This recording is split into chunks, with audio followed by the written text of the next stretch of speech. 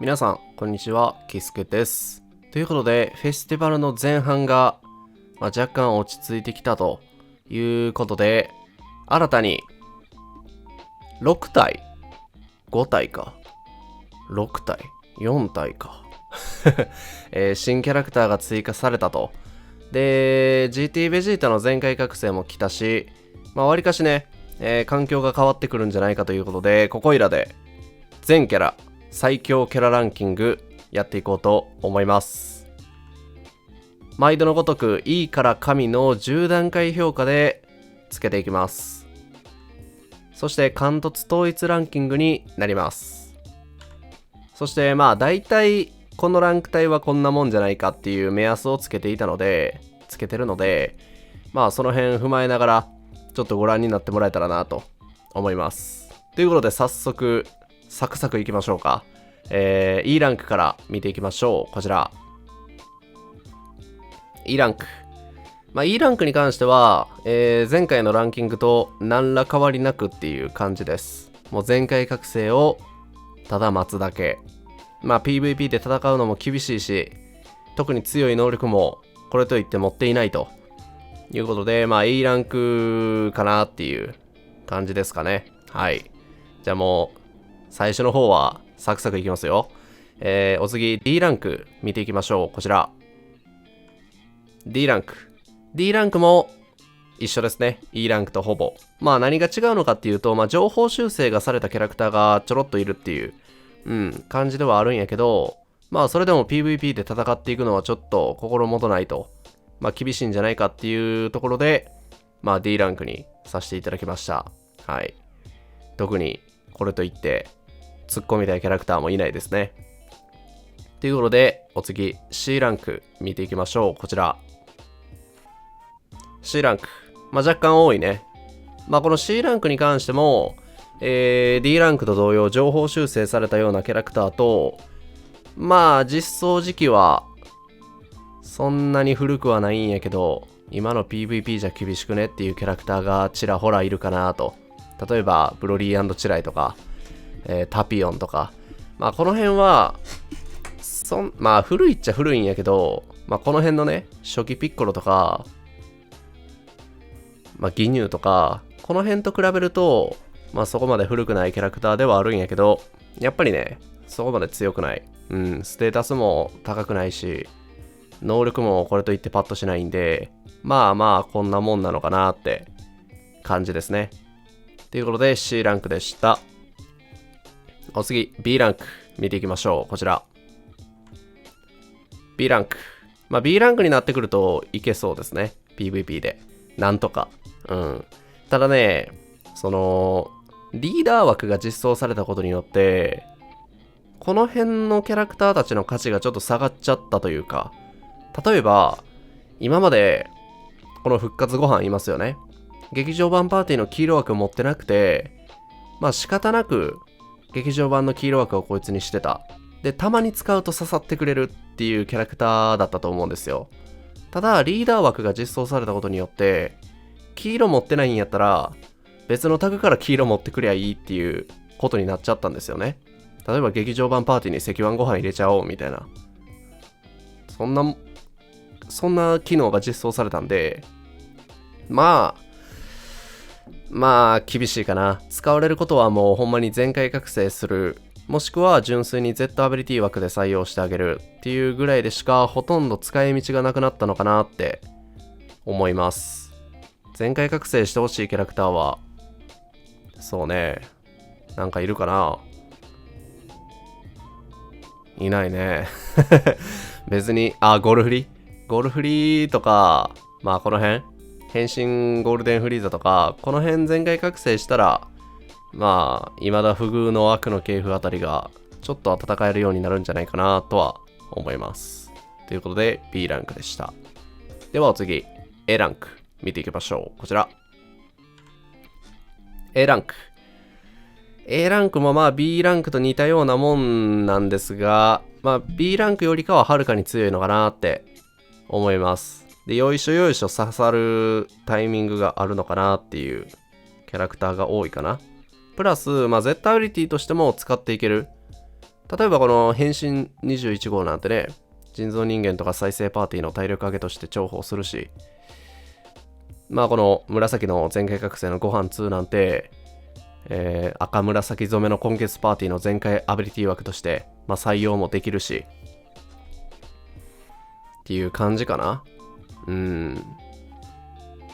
その他はいないか。まあ、ベジータ一族の体力上げとかね、そういうことで使えるっちゃ使えるんで、まあ、当たり前ですけど、A ランクより下のキャラクターたちよりかは、まあ、使い道があるのかなって感じかな。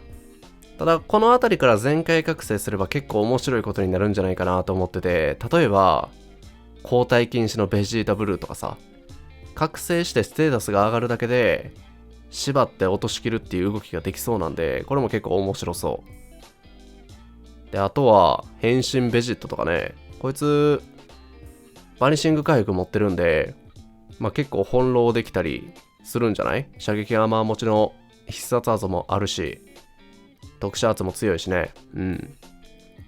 結構面白そうなキャラクターが揃ってはいますね。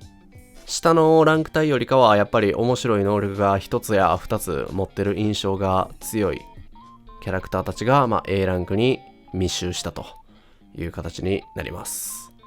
ということで A ランクでした。お次 S ランク。もう S ランクからはもうあれよ、別格です。見ていきましょう。こちら S ランク。 S ランクになってくると余裕とはいかんけどまあぼちぼち戦えるんじゃないかなって思います。まあティア Z にいるパイクーハンなんてね、まあ、S ランクぐらいで十分なんじゃないかなとは思うんですけど、結局そのリーダー枠に注目することが多くて、ティア Z のキャラクターたちが PVP で今使われてるのかって聞かれると、大して使われてないよね。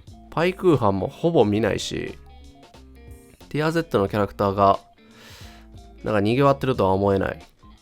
で、ティア表で活躍してるのってやっぱりピックアップのキャラクターたちなんですよね。新キャラクター。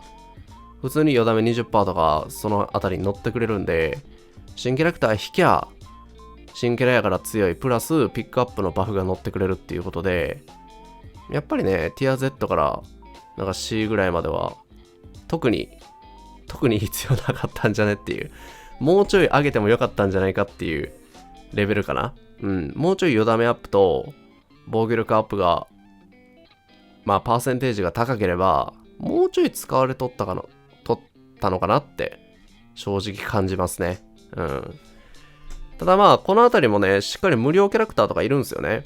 ブロリーであったりとかブロリーであったりとか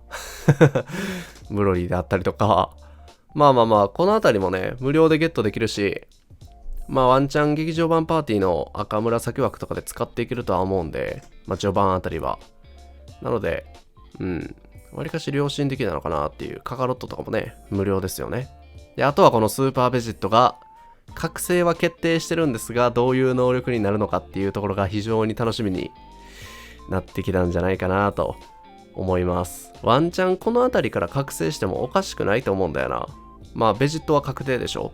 あとは、例えばさ、このブルー悟空とブルーベジータ、このあたりが全開覚醒するとか、全然あり得ると思うんで、まあ、非常に楽しみになってきましたね。ということで、S ランクでした。お次は S プラス見ていきましょう。こちら。はい、S プラス。S プラスはもう PVP で見出してくるよね。ちょろちょろ出てくるかなっていうキャラクターが結構いるんじゃないかなと思います。で、新しく全開覚醒した GT の、スーパーベジータ。このあたりですかね。S プラスぐらいにはいると思います。結構ね、強いんですよね。相手にデバフめちゃくちゃかけたりとか、あとまあ、火ダメアップしたりとか、ワンチャン、そのスーパーサイヤ人パーティーの黄色枠として使えるんじゃねえかなっていう感じかな。ワンチャンね。ただ、その、結構ポテンシャルはあるんやけど、なんで S プラスなのかって考えると、まあ入るパーティーが少ない。自分自身が持ってるタグのパーティー、例えば GT パーティーに黄色枠として採用するのかって聞かれると、スーパーウーブでいいよね。うん。で、スーパーサイヤ人パーティーに採用するのかって聞かれると、まあ先ほどワンチャン採用されるんじゃないかって言ったけど、赤飯ご飯でいいよね。で、ベジータ一族の黄色枠、キラベジとかナンバーワンベジータでいいし、あと何ある？サイヤ人パーティーの黄色枠は、まあそれこそ先ほど言ったナンバーワンとか、クズ野郎とかキラベジとかでいいと思うんで、まあちょっと厳しいかな。だからそこら辺のキャラクターを持っていなくて、ただ GT パーティーを組みたいっていう人はこいつで全然賄えると思います。うん、刺さるところには刺さるし、まあ火力出せそうな時には出せるし、わりかし臨機応変に戦っていけるキャラクターではあると思うんで、まあ S プラスぐらいが妥当なのかなと思います。はい。で、もう一体ちょっと気になるのが、やっぱベジータのウルトラ。こいつね、ユニークフラグメントが追加されて、ちょっと注目されたんやけど、やっぱりそのユニークアビリティが、まあ条件が厳しいんじゃないかなって個人的には思います。うん。これがね、ウルトラ悟空と全く一緒で、そのバトルメンバーのサイヤ人っていう形であれば余裕で戦いとったと思います。ただフリーザ軍なんですよね。フリーザ編なんですよ、エピソード Z の。それがちょっとね、ウルトラアビリティを生かしきれない、まあ唯一の点なのかなと。うん、ユニークフラグメントが追加されたからといって、まあその一番の強みのウルトラアビリティをあまり活かせないパーティーが多いって考えると、ちょっと厳しいかなって思います。はい。ということで、まあ他に気になるキャラクターは特にいないのかな？特にいないかな。3周年で追加されたケフラ2はここにいるけど。この辺とかね。唇図。まあそんなもんなんかなって思います。この辺になってくると、ちょっと全開覚醒のキャラクターが増え出してきましたね。あまり使われていない全開覚醒。ただステータスとか高いから、この辺にはやってくるみたいなね、感じになってます。ということで S プラスでした。ではお次、Z ランク見ていきましょう。こちら。はい。Z ランクからはもう別格です。PVP でよく見るキャラクターたちがいるんじゃないかな。見ていきましょう。ただ新キャラクターはいますね。無料の悟空ブラックを、Z に置きました。無料にしては強いわ、こいつ。マジで。強すぎる。やっぱりその相手が出血状態の時に、打撃圧を引っ張ってくれる。もうそれだけでドラゴンボールの回収率が、まあ、テンポが上がるし、プラス、ほとんどの人が感動にできるよね。毎日メダル60枚ぐらいもらって交換所で交換したり、ミッションクリアしたり、結構簡単に凸を上げれると、そういうお手軽さもありつつ、アーツをドローしてドラゴンボールライジングラッシュの回転率を上げてくるその性能で、プラス普通に火力が高いっていう、めちゃくちゃ強い無料キャラクターだと思います。やっぱりね、ドラゴンボールレジェンズの運営ってそのロゼを優遇しがちなんですよ。ほんまに赤色もぶっ壊れとったし、緑も言わずもがな、もう今でも現役やし、で今回の無料の黄色でしょ、むちゃくちゃ強いやん。でカマロゼもぶっ壊れてるでしょ。ロゼはね、無料だろうがなんだろうがクソ強いキャラクターになってますね。はい。でウルトラ悟空を S プラスから Z に引き上げました。まあその理由はウルトラベジータでも少し触れたんですが、やっぱりユニークフラグメントが追加されて火力がちょっとやばくなった。プラスウルトラアビリティの使いやすさ、サイヤ人で染めるだけで余ダメージめちゃくちゃ乗ってくれるし、そこにユニークフラグメントのバフ、攻撃力がアップするんで、まあ相当強くなったんじゃないかなって思います。ワンチャンサイヤ人パーティーの赤枠とか、孫一族の赤枠とか、もうこいつでいいやんみたいな感じになるぐらい強化されたんじゃないかなって思いますね。はい。ウルトラキャラクターはもう一人いますね。スーパーイーシンロン。スーパーイーシンロンはとにかく硬いですね。とにかく硬い。で、まあ中盤から後半にかけて火力も取れるし、遠距離特殊でコンボ、なんかね、相手の射撃圧をかぶせることもできるし、必殺技も遠距離やし、結構使いやすいよね。だから GT パーティーの赤枠は、まあ、ベジータ4かスーパーイーシンロンがちょっと悩むみたいな。ただ個人的には、こいつのウルトラアビリティって、味方の GT の強化もしてくれるんですよ。余ダメージ、マックス 15% やったかな、確か。その点がでかいよね。味方の支援もできつつ、攻撃受けれつつ、自分でも火力が出せるって考えると、まあ、スーパーイーシンロンがふさわしいのかなっていう感じかな。結構かっこいいしね。やっぱウルトラキャラクターは、まあ、ぶっ壊れ性能で、来ることが多いと思うんで、他のキャラクターにはないウルトラアビリティを活かせるっていうのは、だいぶ強い点なんでね。まあ、GT パーティーの赤枠はスーパーイーシンロンでいいんじゃないかなって思います。てな感じかな。他に気になるキャラクターも新キャラクターもこの中には入ってないですね。入ってないね。はい。ということで Z ランクでした。S プラスと Z の間は結構大きな壁があるんじゃないかなって思います。それではお次 Z プラス見ていきましょう。こちら。はい。Z プラス。結構いろんなキャラクターが落ちたり入ったりしてます。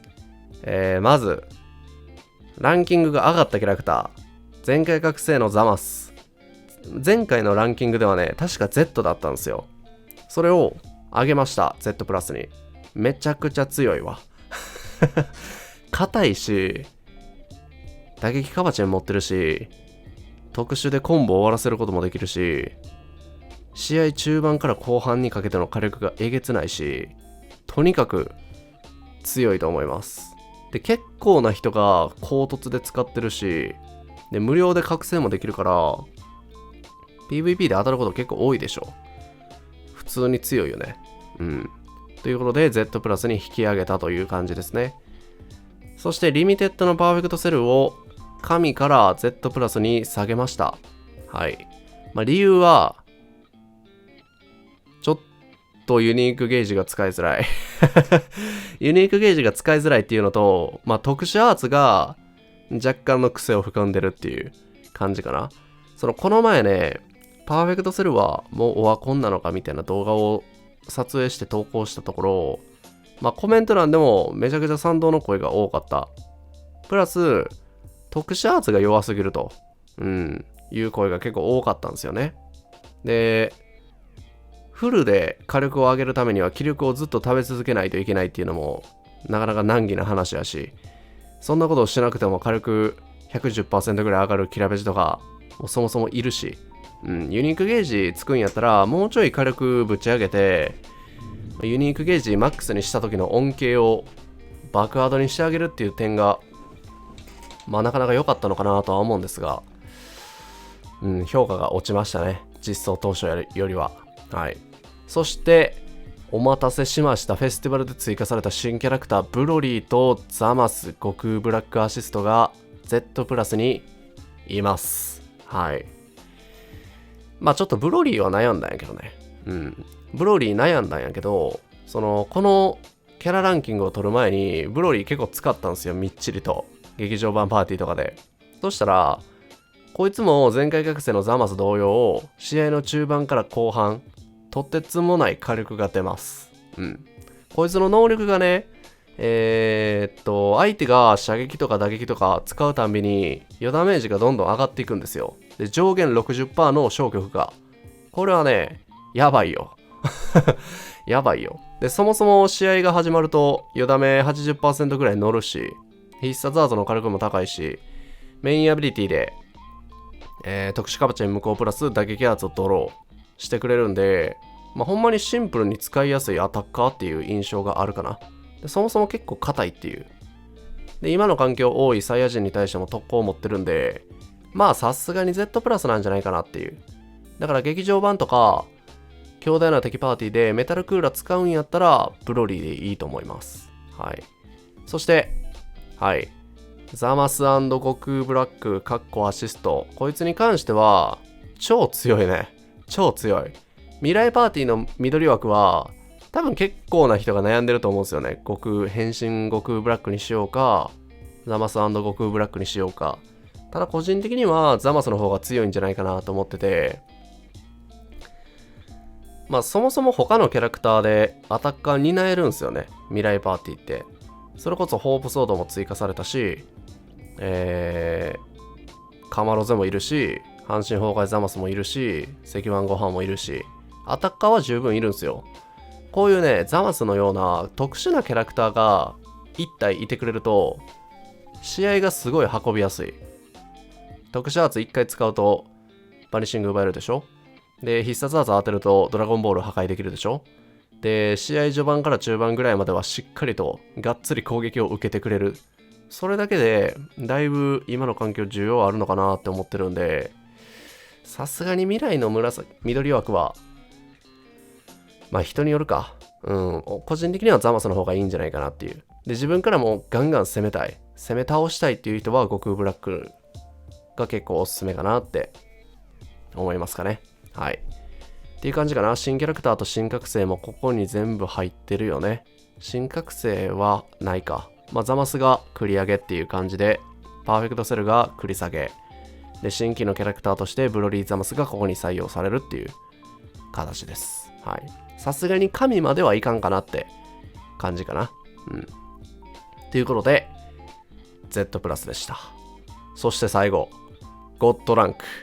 一番今の環境頂点に君臨しているキャラクターたち、見ていこうと思います。こちら。はい。合計13体になります。そして新規のキャラクター、悟空&ベジータとホープソードトランクスはゴッドに君臨しているという形になります。当然ですよね。多分誰からも、この辺は文句言われないんじゃないかなとは思います。まずマタナ、ゴジータ4、阪神崩壊ザマス、親子ご飯、復活ご飯、カマロゼ、悟空&ベジータ、ブー、バカ野郎、ホープソード、石腕、キラベジ、変身ピッコロと、いう感じですね。こう見ると、わりかしね、バランスよくぶっ壊れがいるんですよね。22333でしょ。わりかしバランスよくないって思うんだよな。で、まあ、一番評価が変わったのはやっぱりゴジータ4ですよね。ユニークフラグメントでここまで変わるのかって正直思ったんですけど、ドラゴンボール4つ回収とか、ヨダメクソ上がるとか、体力も上がるし、とんでもないキャラクターになったんじゃないかなとは思います。そして、悟空&ベジータ。こいつがいるだけでね、殴れる範囲がめちゃくちゃ増えるんですよね。当然そういう能力やから当たり前なんやけど、で、チェンジするだけで体力回復するでしょ。15%。で、打撃と射撃使うたんびにも、体力回復すると。で、必殺アーツに両方、不死身無効もついてるし、で、プラス復活阻害も持ってるんですよね。ドラゴンボール2つ減らして2つ増やす。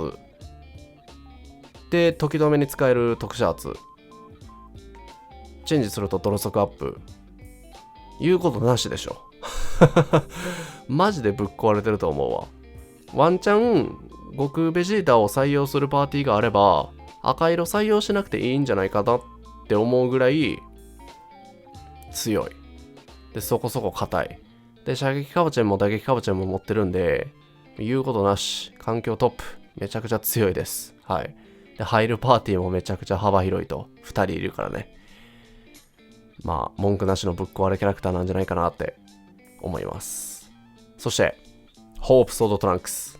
まあ、待ちに待った人は多かったんじゃないかなと思うんですが、こいつの登場によって、未来パーティーとベジータ一族が特に強化されたのかなって思います。で、こいつもユニークゲージを持ってるんですよね。ただこいつのユニークゲージは結構特殊で、相手の攻撃を受けたりとか、特殊アーツを使ったりとかしないと、まあ上がらない。ただ、不死身があるんで、不死身剥がされた瞬間、ユニークゲージはマックスになるよね。まあ、それだけで結構強いのかなって、思います。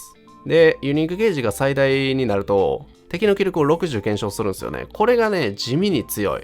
自分が殴ってる途中に、あと3コンボぐらいできたのにっていうタイミングでユニークゲージマックスになると、その時点でコンボ終わっちゃうし、相当やばいと思います。とにかく火力も高い。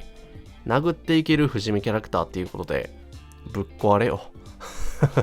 で、打撃カバチェンも持ってるし、復活阻害も持ってるし、究極アーツに不死身無効もあるし、弱いとこなくね。打撃アーツに強出血もついてるし、特殊アーツでカードドローもあるし、メインで体力回復、気力回復もあるし、マジで強いと思います。ホープソード。ただ今月最新で使うと、不死身がなくなっちゃうんで、その辺は気ぃつけないといけないのかなとは思うんですが、なので、未来パーティー使ってる人はもう、青枠はホープソードトランクス一択なんじゃないかなって、個人的には思いますね。はい。ということで、いかがだったでしょうか。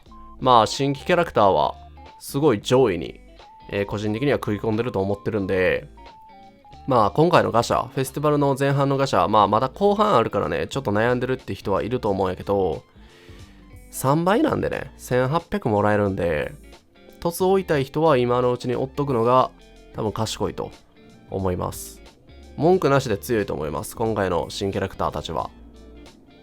なので、ガシャ回すか決めかねてる人は、このランキングを見て、引こうかどうか決めるっていうのもいいんじゃないかなって思います。よければチャンネル登録と高評価、ぜひともよろしくお願いいたします。Twitter のリンク概要欄に貼ってるんで、よければフォローもお願いいたします。それでは良きドラゴンボールライフを。バイバイ。